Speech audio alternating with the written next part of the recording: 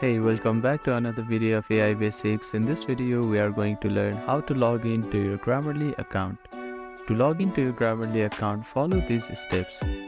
First of all, open up a preferred web browser and head over to grammarly.com. Now, click on the login button which is at the top right corner of your screen. If you have logged in previously, you will see your account like this. Otherwise, click on sign in with different account. Now, choose your account from here.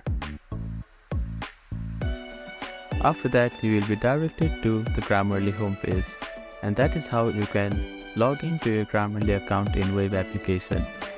To log into your desktop application, open up Grammarly desktop app. Now, click on Sign in to Grammarly button. Follow the prompts which are given to you on your screen. It is similar to the login process of web application.